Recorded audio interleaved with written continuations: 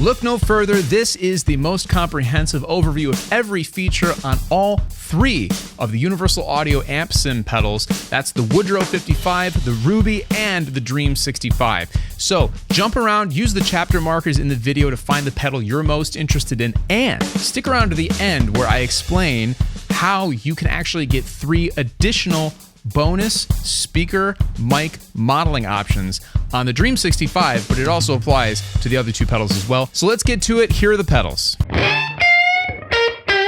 This time it's the Woodrow 55, and this is one of 3 pedals they just released that emulate some of the most iconic and classic guitar amplifiers that have ever existed. This one right here is a Fender 55 Tweed Deluxe. Universal Audio has gone through painstaking lengths to model real amplifiers, and in doing so, they only give you the options that were available on those amps that they're modeling. So in this case, with the Woodrow 55, you're not getting any reverb and you're not getting any tremolo because the Fender 55 Tweed Deluxe did not have either one of those things. But what it did have was a unique input structure. So the instrument channel has a little bit more of an aggressive tone to it. And if you go full out on the instrument channel, you're gonna hear a very aggressive sound. Pretty cool. It's very usable. I mean, really, it screams. It's very, very cool. All right, so let's see what happens when we crank this channel.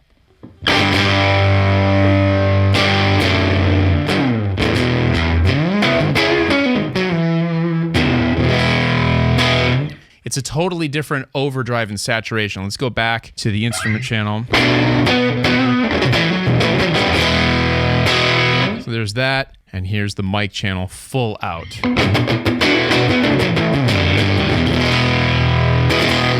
Both really cool, and you can blend the 2, so you're kind of actually sort of connected to both channels, which is something that you'd need multiple cables to do on the real amp. So here's with both inputs right at 12 o'clock. Now, as with all of these pedals from Universal Audio, something that you get on the pedal that you do not have on the actual amplifiers is this output knob.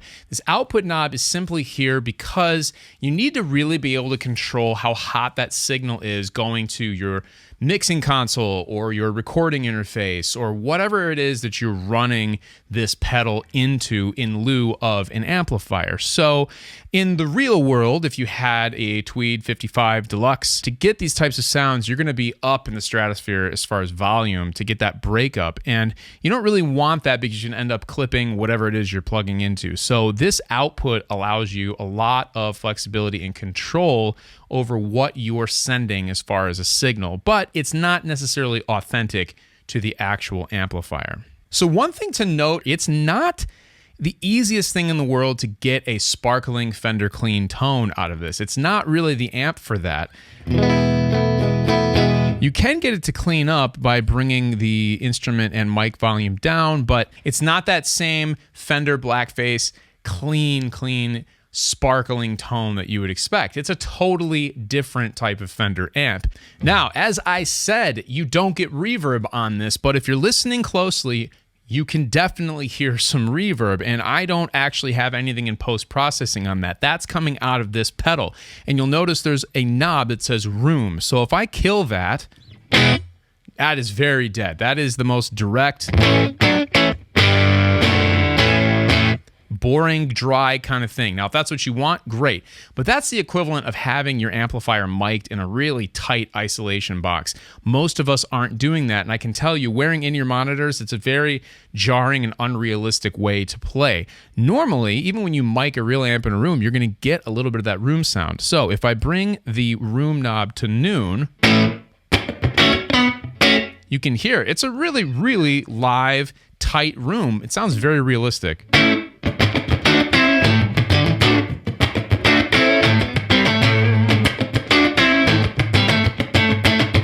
You know, it's very, very snappy, very, very cool. Definitely adds to the realism. So if I crank that all the way,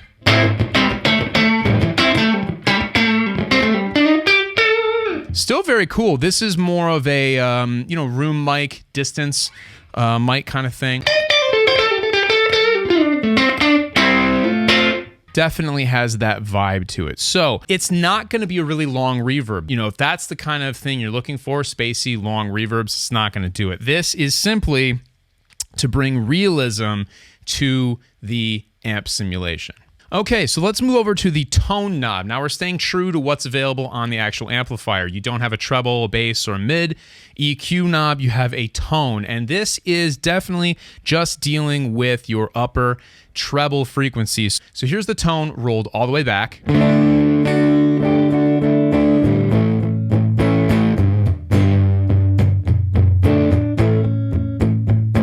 All right, and let's go tone at about noon.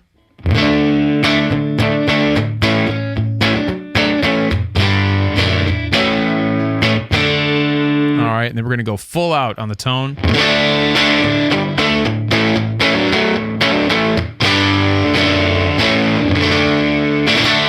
What do you notice when I crank that tone? It's not just a tone knob. We're actually getting more gain, more drive, more saturation when you crank this, and this is what happens on the actual amplifier. You're not simply just getting a higher level of high frequencies, you are getting all kinds of extra drive. It's very interesting. Like, it's kind of another layer of distortion or overdrive that you can bring in. And even, you know, a lot of times tone knobs, and you crank them all the way up, they're really too sharp and brittle and bright. This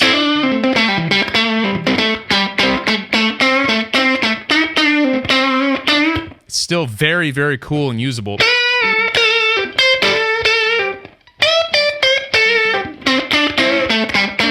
Love that reverb. It's really fun to play with.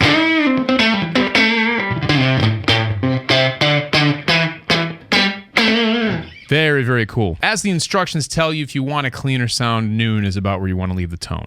Okay, moving over to the boost knob. Now, I have had the toggle switch here set to stock the entire time we have been demonstrating what goes on with this pedal. And when you have the toggle switch in stock mode and the boost turned all the way off, nothing's happening. As soon as you start to turn this knob up, you're getting some clean gain and clean boost in stock mode. So there's about noon. Let's go all the way up.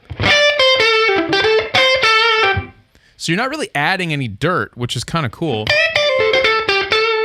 There's about 9 o'clock, and then here's noon again. Still really, really, really nice and usable. And what you can start to do is there's a preset button on here. So you can actually build presets. So if you wanted a solo boost, a clean boost, you could have it in stock mode, dial in the amount of boost that you'd like, and boom, you hit that button, and all of a sudden, you're up over the band and you can do your thing. So when we go to the KP3K setting on the boost, now what we're doing is emulating an 80s tape delay preamp that would be used possibly to boost this signal. So you get a little bit of a different character. And what I'm noticing too is that it's even cleaner actually. It's even cleaner than that stock boost. Really cool. Here's full out on the KP3K.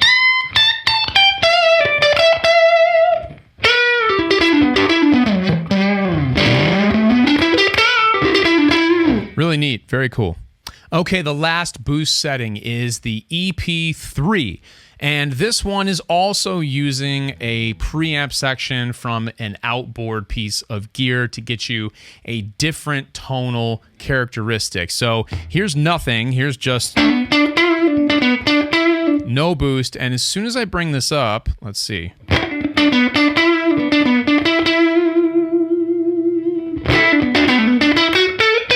Much thicker. It's fat. It's a very fat boost.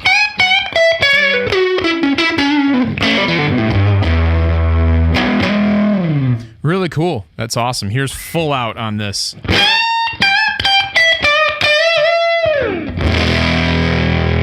Wow. Interesting. Very, very warm, very fat type of boost. So I'm going to roll that all back off, and we're right back to stock mode on the boost. So lastly, we're going to look at the different speaker and microphone combinations that you get with this pedal. I've tested everything so far on the BLU 15 setting, which is a 15-watt Celestion Blue speaker, and it's mic'd, this is important, with a U67 style condenser microphone. So that is the tone that we've been getting this whole time. But we get 2 additional speakers that you can swap in at the flip of a switch. So if I just go down 1 to the JP12, we now have a Jensen 12-inch speaker and a different microphone. This is now an SM57 mic model. So you can definitely hear a difference. That U67 is way smoother, and that's also, has something to do with the speaker as well. So that's back to the Blue 15, and if we go back to the JP12, totally different sound, and you're changing 2 variables now. Keep that in mind. Not only are you changing the speaker, but you're changing the mic model. Okay, last but not least, we have the GB25. This speaker is modeled in a few of the other pedals as well, and this is also mic'd with an SM57 dynamic mic. Definitely a smoother sound than that JP12. Let's go back to the JP12. Different sound, and then here's the Blue. So I don't really know how much of the change in tone is coming from the different microphone model as opposed to the different speaker. Now, obviously, both of those things have the potential to change the sound of the amplifier very, very drastically, but I don't know what exactly went into choosing these models. Now, if you're saying 3 is not enough, guess what? If you buy one of these and you register it with Universal Audio, they give you an additional 3 speaker/microphone models, and that goes for all 3 of these pedals, not just the Woodrow, but the Dream and the Ruby as well. That's all of the basic functions within the Woodrow 55. You can go really deep if you download the app, if you start to create presets, download other artists' presets. There's actually a ton of different combinations that you can put together with this pedal. A lot of them are outlined in the manual, so if you buy one of these, I would strongly suggest going to UA's website and reading it. Actually, to be honest with you, even before you buy this, go read the manual. It will give you a great idea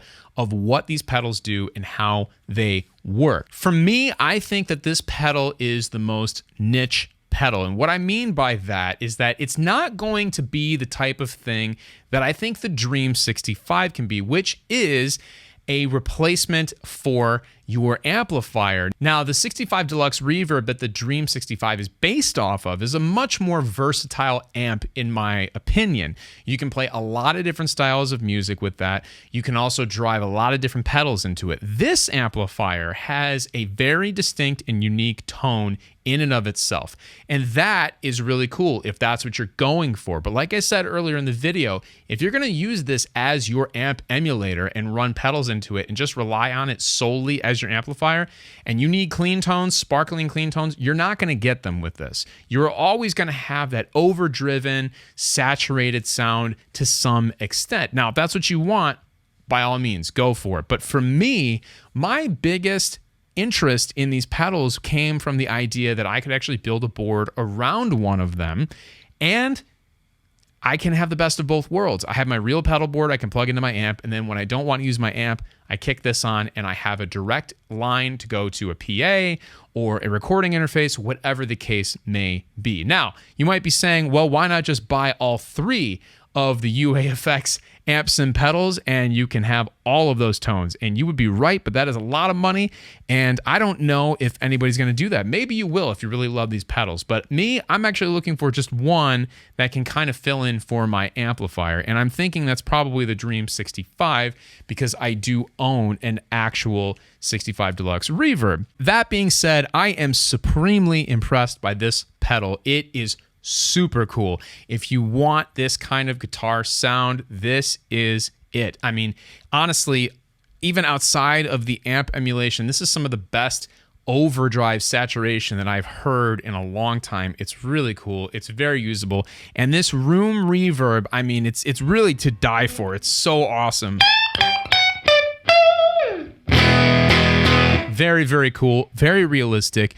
All of the settings are very usable, and you really can't go wrong with them, honestly. I mean, I can't think of a setting on here that if you just crank it to 10, it doesn't really sound bad. And a lot of times when you have pedals and effects and amplifiers, if you just dime them out, it doesn't sound good. You got to find that sweet spot. I'm not suggesting turn all of this up to 10, but if you take one of the parameters and crank it, you're still in good tone territory.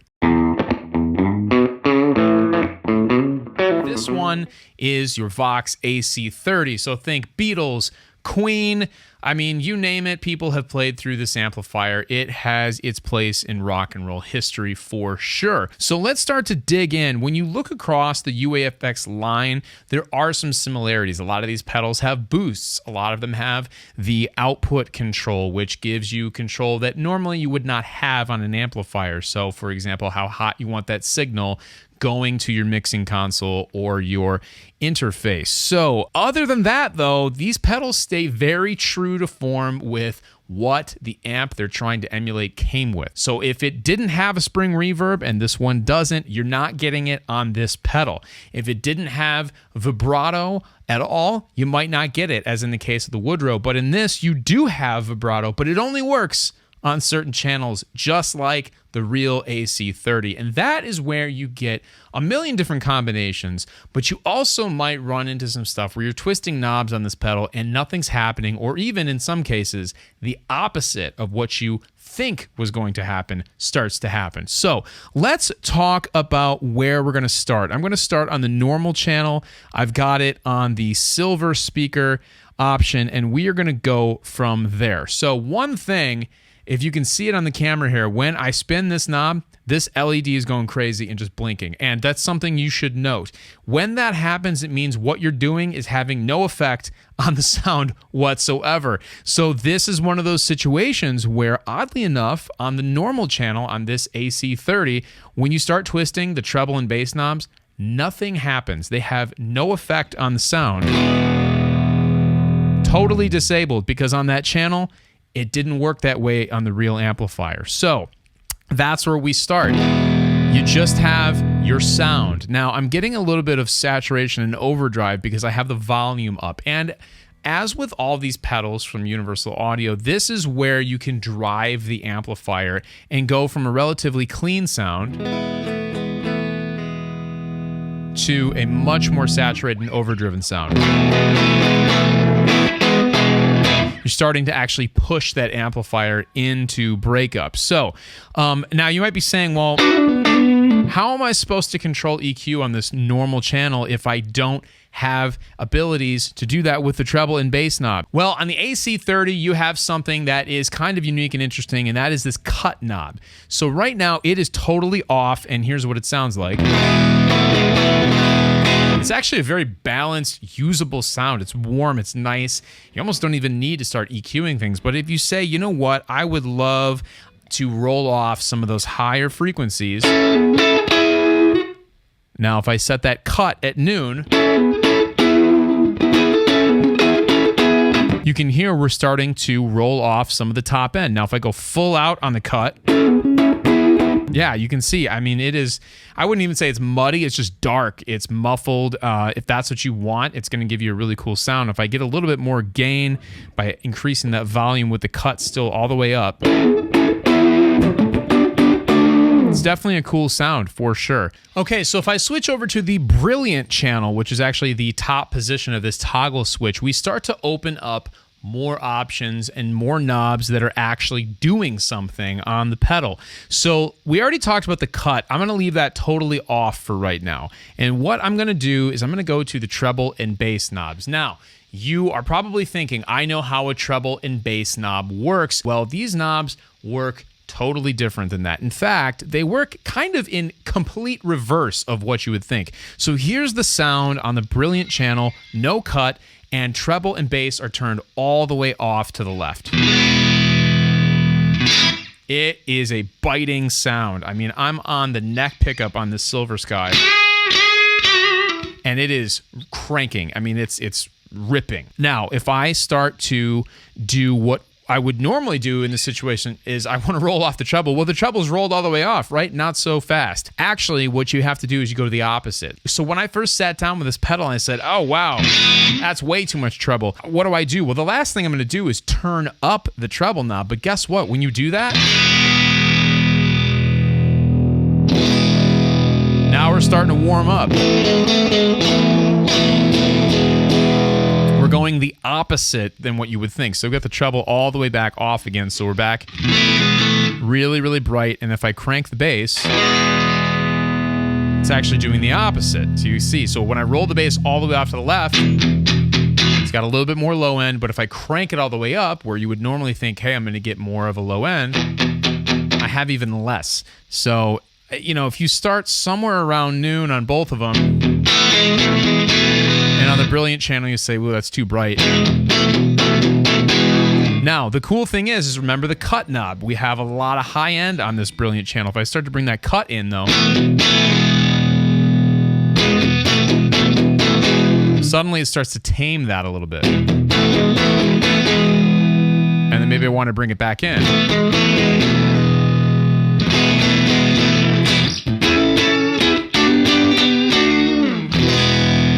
So, I mean, this pedal, I'm telling you, get the manual out, do your research on an AC30. If you already own an AC30, this is not all going to be a surprise to you. But if you're like me, I'm a Fender guy, I don't know how these things work.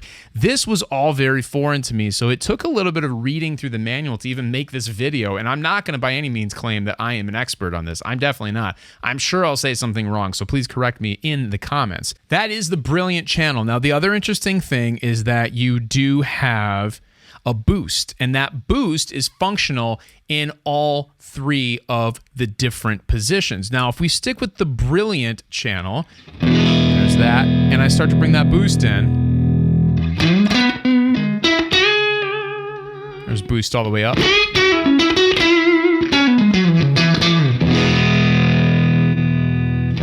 it's off. It's subtle. It's very subtle.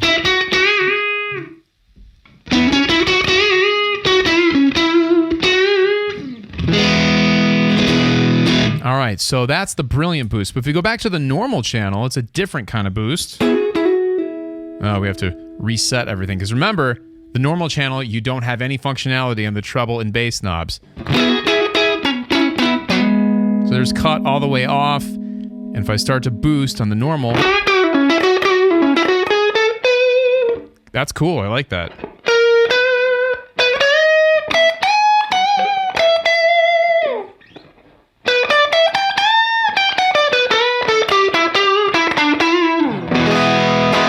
Interesting. Very cool. I like that boost. The boost on this pedal might be my favorite of all three of the UAFX amp sim boosts, because each pedal has a boost and they all react kind of differently. But again, if you want to use this boost, you can actually program in a preset. So you find a level you like, you save that preset, and boom, now you can turn your preset button into a boost if you want to get up over a band, play a solo, or have a little bit of a different character to your tone at the press of a foot switch. So that leaves us with one more channel to explore, and that is the vibrato channel. And as you might have guessed, this option is not available on any of the other channels. It's only available on the vibrato channel.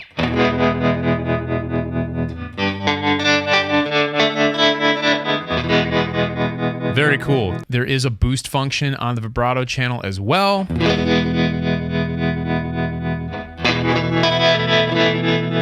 And that's really a non-coloring, more clean boost on the vibrato channel. So there are two things we have not talked about on this pedal that are very similar to some of the other pedals from UAFX that do amp simulation. And that is the fact that you do hear some reverb right now, right? I hear it. I'm sure you do too. And I said earlier on that this amp didn't have spring reverb built in. Well, you're not hearing a spring reverb. What you're hearing is actually a room reverb.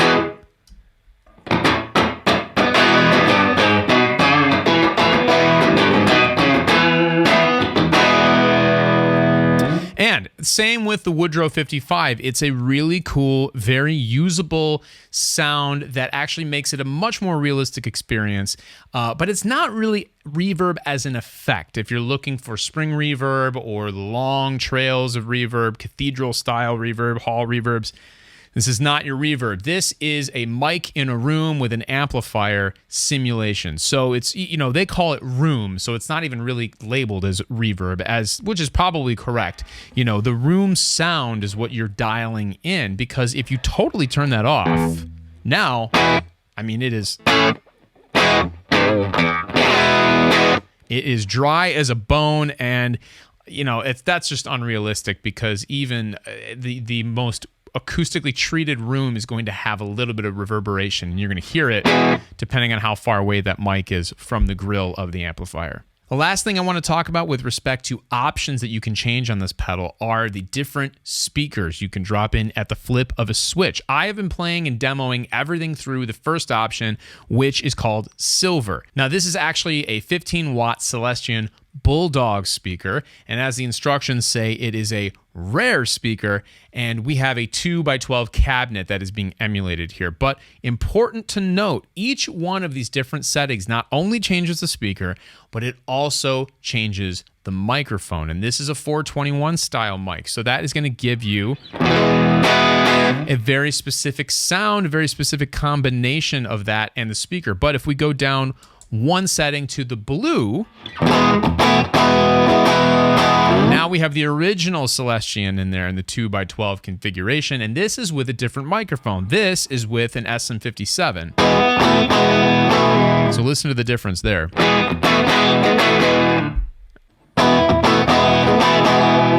Big time difference between those two. And of course, now we have the third option that is labeled as green. Now, this is a more modern Celestion speaker, again, 2x12, and this is a ribbon mic now. So you can see major difference.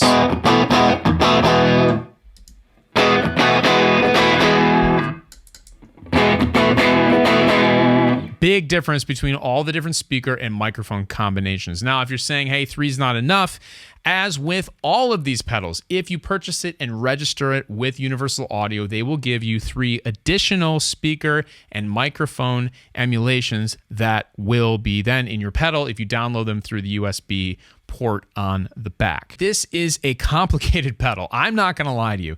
But the cool thing about that is that the combinations between all of the different channels, between the different speakers and microphones, between the different EQs that are active and sometimes not active, and how they work opposite to what you would normally think, and also the very unique cut knob that rolls off your high end. I mean, you have almost an infinite number of combinations that you can employ with this pedal and get all kinds of interesting sounds. Now, with the exception of the very bright, brilliant channel, which you can tame as we demonstrated, I think all these tones are very usable. If you just spend about 15-20 minutes reading the manual and experimenting, you're going to find what you really want out of this. And that is really even more geared towards people who are not AC30 people like me. Now, again, if you are an AC30 person, you're not going to be as lost with this as I was. I was easily able to get through it, though, and figure out all of the different options. And if I spent time with it and became more intimately familiar with it, I'm sure I would learn even more. This isn't really the style of amplifier that I like to play through. It's an awesome amp. It really, really is cool. I mean, look up who's played through it. You are going to be, you know, if you don't already know, it's all over all your favorite records. Queen, the Beatles, as I mentioned. I mean, it's just, it was a really, really, really cool amp in rock guitar history.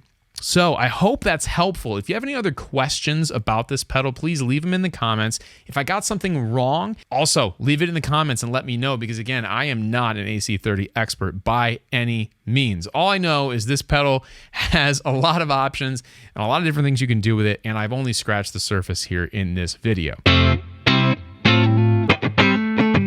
Maybe it's not your favorite, but it is certainly one of the most iconic, one of the most widely used, and one of the most versatile amps that Fender has ever made. So let's get started. Right now, I have the pedal set to where it is just completely clean. and it sounds great. I mean, it sounds very convincing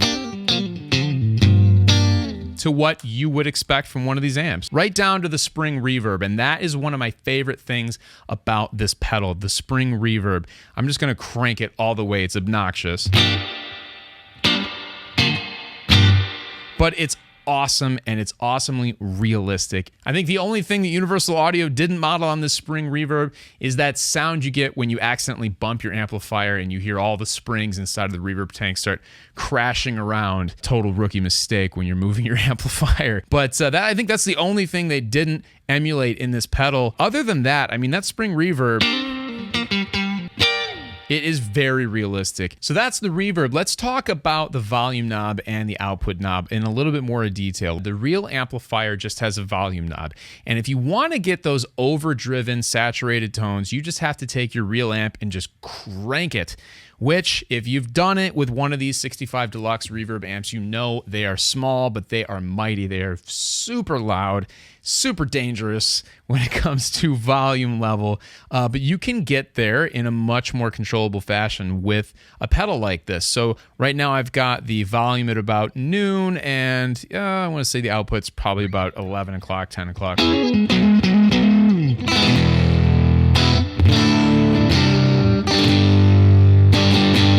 So very pleasing, very warm, really, really nice breakup. I mean, you can go crazy and just crank the volume all the way,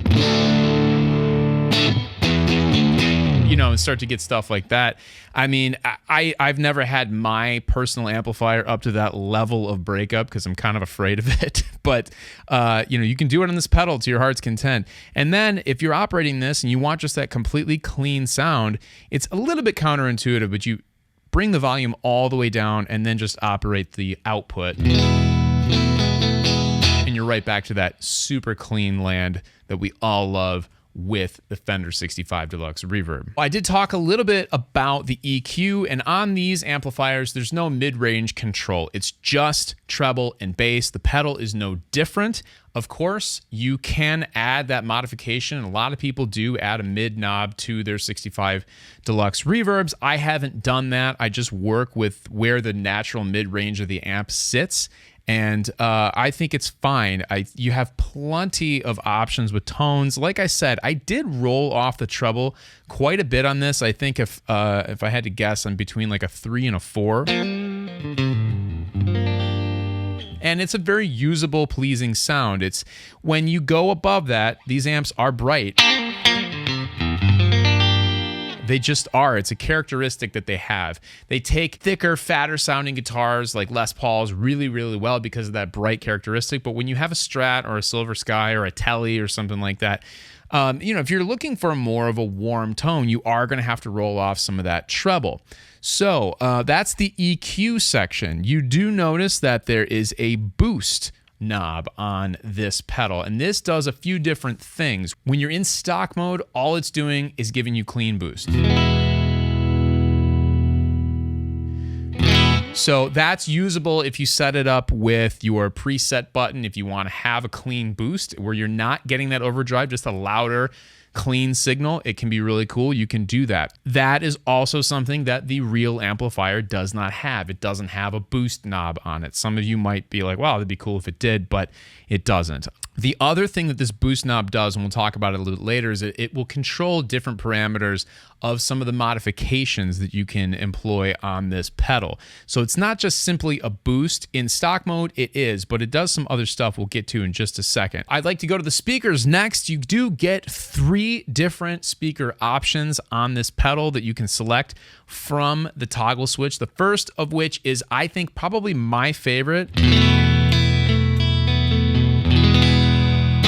And that's what I've been demoing up to this point. That's the GB25 or Greenback Celestion vintage speaker that they have here. And along with the speaker that you choose, you also get a microphone pairing. And in this mode, you have a ribbon mic that they have emulated. And it gives you a really smooth, pleasing sound. So next up is the Oxford. This is the original stock speaker that came in these amplifiers in 1965, and it definitely has a different characteristic than the GB25. I'll switch back to the GB25. So, there's different characteristics, but you have to remember what's happening here is you're actually changing two variables every time you switch to a different speaker. Not only are you changing to a different speaker, but you're also changing to a different microphone model. So with the Oxford, you're getting a Shure SM57 sound, which definitely is different than a ribbon microphone. It's that dynamic, more cutting, close sound. You lose some of that roundness and smoothness that a ribbon mic brings to you. But I think this is still a very usable sound.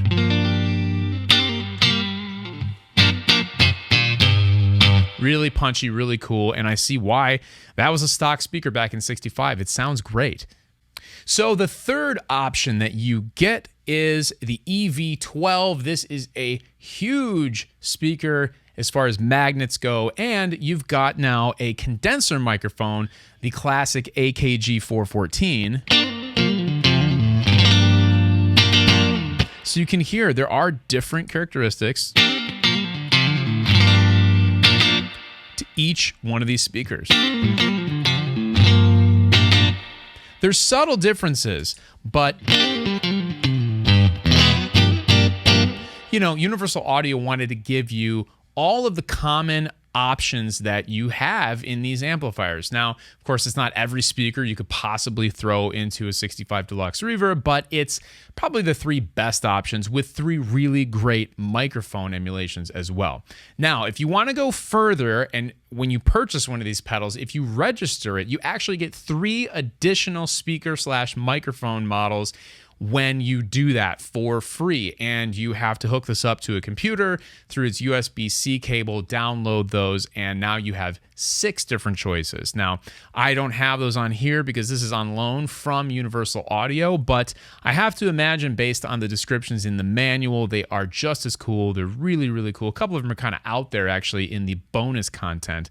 So if you buy one of these and you download those and check them out, please let me know what you think of them. Send me a video of some sampling that you do. I'd be really curious to see what those bring to the table. The last thing you could do in the speaker section on this is bypass the cabinet speaker microphone emulation completely. Now, why would you want to do that? Because actually, it does not sound very good.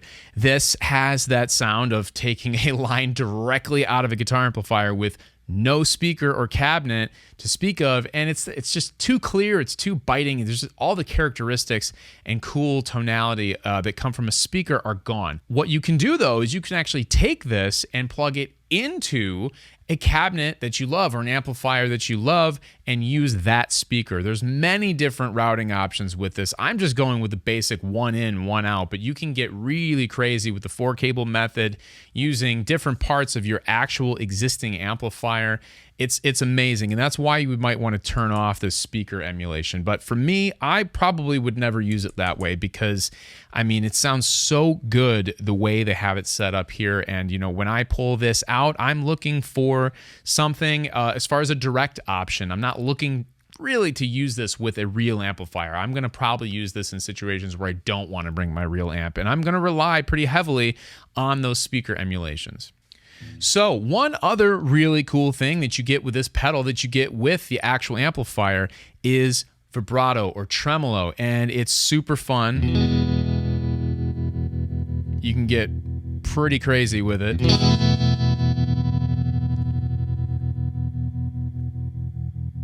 Get some interesting sounds.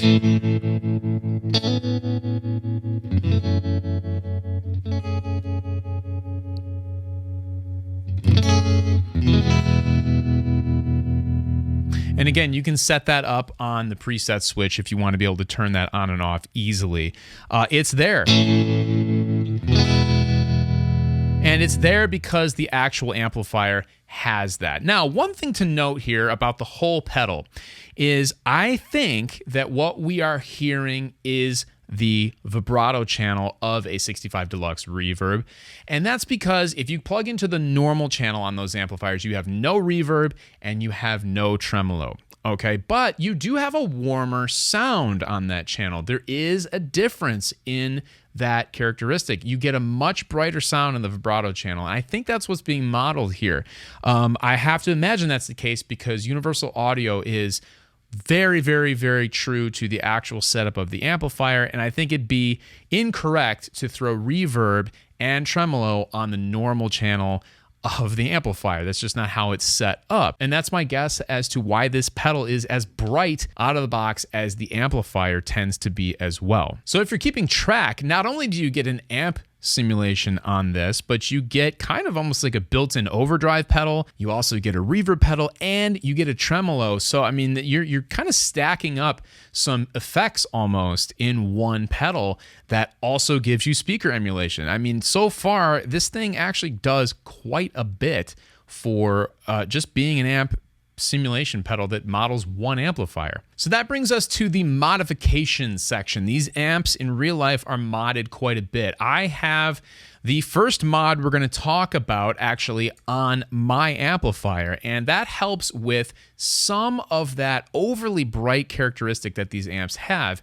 And what you can do, I would not suggest doing this if you have no electrical experience. Take it to an amplifier technician, but they can clip the bright cap or bright capacitor, and that will roll off a lot of that harsh high end. Almost anybody who takes these amplifiers in to be worked on is going to have that done because it's very easy to do, and it's also very easy to reverse if you ever wanted to.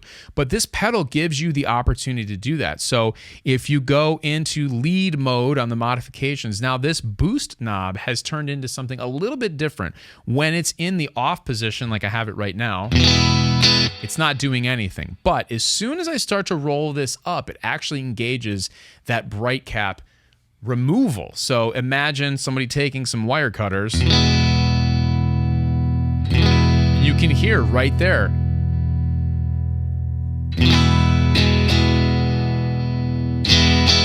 There's all that top end. And it's rolled it back. So if you're like me and the guitar players that you love play guitars with single coil pickups, they play Fender amps, but they have a really warm and inviting tone, this is how you start to get there.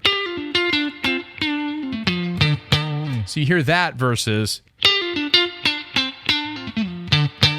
there's a lot more bite. Now there's situations where you're gonna want that bite, but I happen to love that sound where it starts to roll off the high end. So in this mode, if you go all the way up with this boost knob, what you start to do is you start to add some mid-range into the amplifier that's not naturally there. So here is off. Here's where that bright cap comes in, or actually the removal of the bright cap. And then as you go up the dial, you're definitely getting more output and you're getting more mid-range in this mod. So the last modification is labeled as the D-Tex, or better known as the SRV modification for this amp. That stands for Stevie Ray Vaughan, of course. So basically what this does is it gives you more mid-range and a ton more gain on this.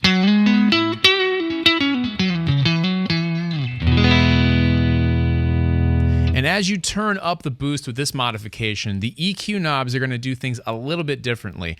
The further you go with the boost in the D-Tex mod, the less that these EQ knobs do. And if you full out blast it, these knobs do absolutely nothing as far as the bass and treble. You can see I'm turning it, it's not doing anything. But when you roll it back down, your EQs are still active. So if you were looking for that Stevie Ray Vaughan thing, that is how you can get it with this pedal. Now, I will say with everything on here and pretty much any effect in general, less is more. They've definitely programmed some things in where if you dime the knob, you're getting a very intentional setting and certain things happen in the pedal.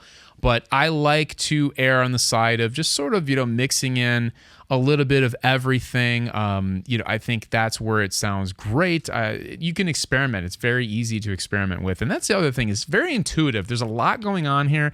The manual is very, very, very intense, but they give you a quick start guide, which is really going to get you going very easily right off the bat. I mean, just plug it in and go, and you can start to experiment with this thing. I really enjoy this pedal, and honestly, I'm very seriously considering getting one and building a pedal board around it. And I think that a great way to use this would be to have your traditional pedal board, put this at the end of the signal chain, and then in situations where you don't want to bring an amplifier or you can't bring an amplifier, throw this on and boom, you have an amazing direct rig that is exactly the same as your real amplifier pedal board rig. Most of the time, you're trying to emulate all of your pedals with a Helix or a Kemper or something like that. And it's difficult because, you have your pedals and you just like the way they're set up and you like the way they sound, you like the way they look. It's a totally different world when you have all those analog pedals at your feet.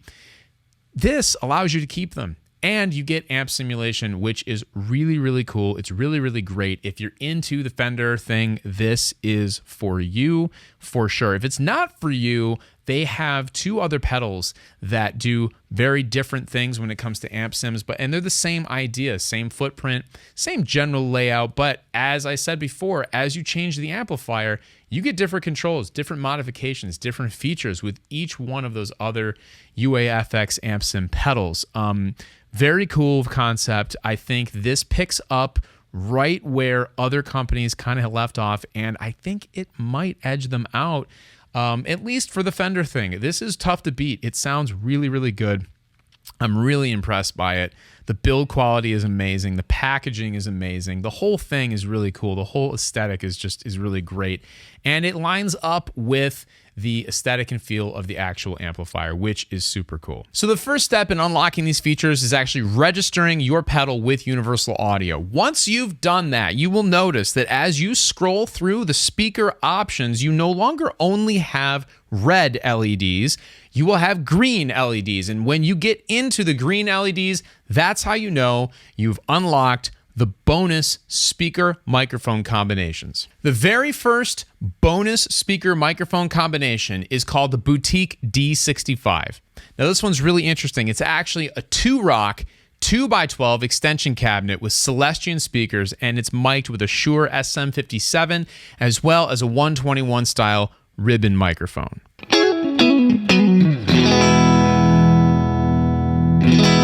Universal Audio describes this one as the classic California ported combo cabinet sound, great for mildly overdriven sounds, and it cleans up well. Let's try some mildly overdriven sounds.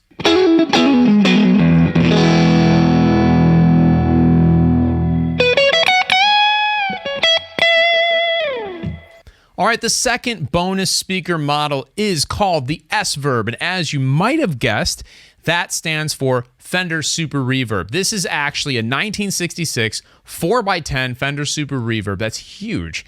With the original CTS speakers, and this is mic'd with a 414 style condenser microphone.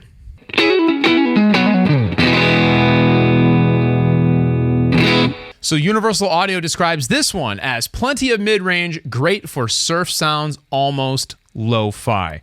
I am not a surf guitarist, but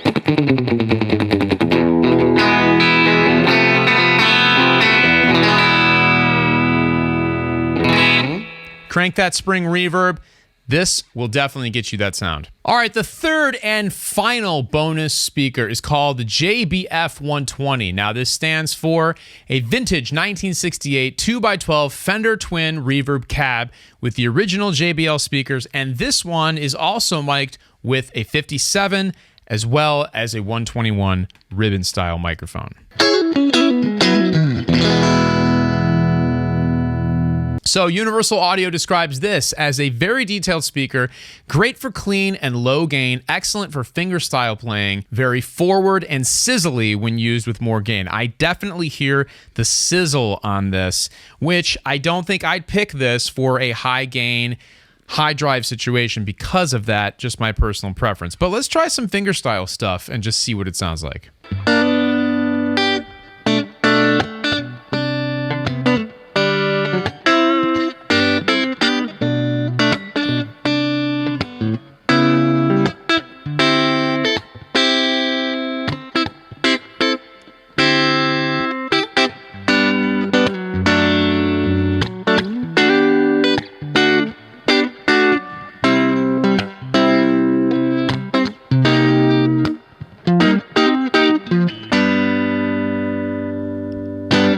very nice. I definitely think that's more of a fingerstyle thing, and I don't see myself using it in a high gain situation. So there you have it. Those are the 3 bonus speaker and microphone models that you can unlock on your Universal Audio Dream 65 pedal.